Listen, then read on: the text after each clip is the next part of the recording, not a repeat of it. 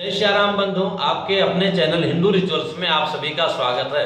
आज हम भैया नंदलाल जी के घर में नंद घर आनंद भयो श्री कृष्ण जन्माष्टमी के बारे में आपसे निवेदन करने जा रहा हूँ।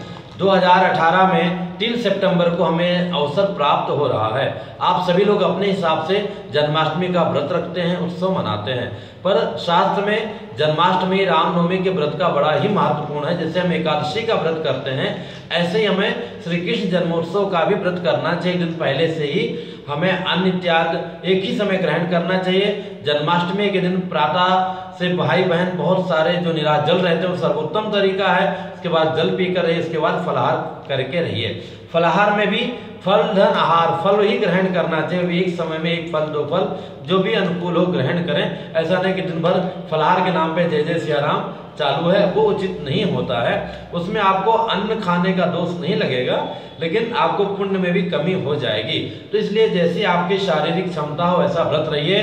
व्रत में फल या दूध लीजिए, एक समय लीजिए। अगर शरीर आपका अच्छा है तो, अगर कोई परेशानी है तो जैसी आपके अनुकूलता आपके डॉक्टर ने सलाह दिया हो वैसा रहिए।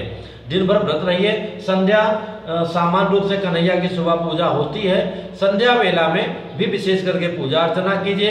उसके बाद में संकीर्तन का प्रोग्राम बना लीजिए। रात्रि में 11 से संकीर्तन प्रारंभ कर दीजिए और 11:30 के आसपास जो है एक थाली में, अच्छी सी थाली में कन्हैया को जो है फूल बिछा करके बीच में बैठाना चाहिए। उनको जो है अच्छी बात है कि अपने आप आचार्यों को, पुरोहितों को बुलाएं।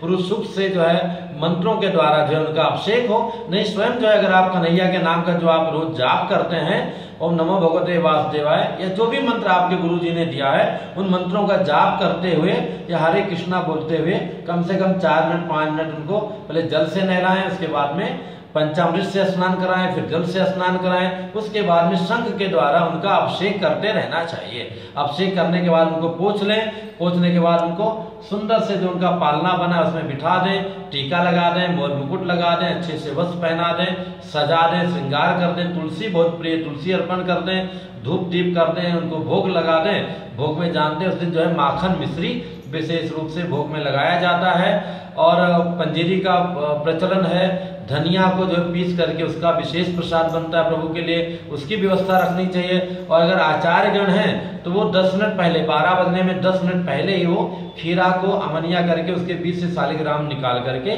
उनकी पूजा करते हैं, अभिषेक करते हैं, उनको बैठाते हैं।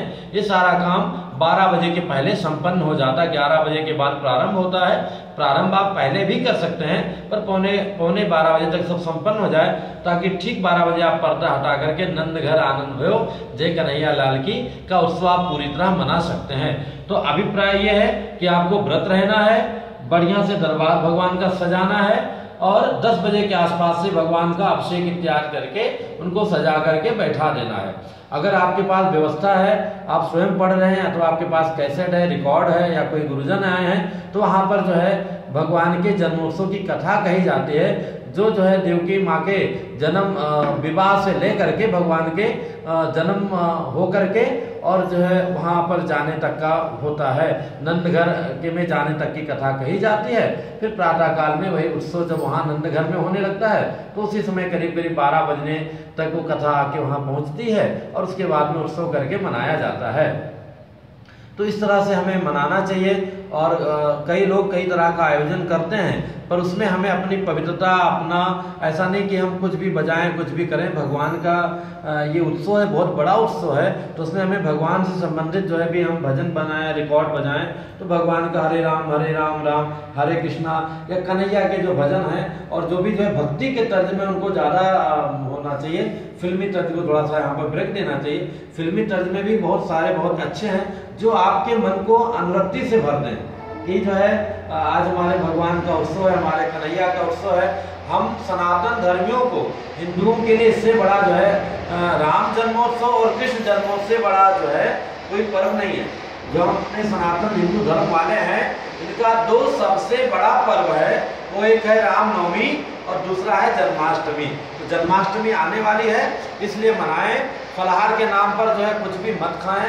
फल लीजिए, दूध लीजिए, दिन भर जो है व्रत कीजिए, लड़ाई झगड़ा मत कीजिए, सब लोग आनंद से रहिए और भगवान के नाम का जाप कीजिए।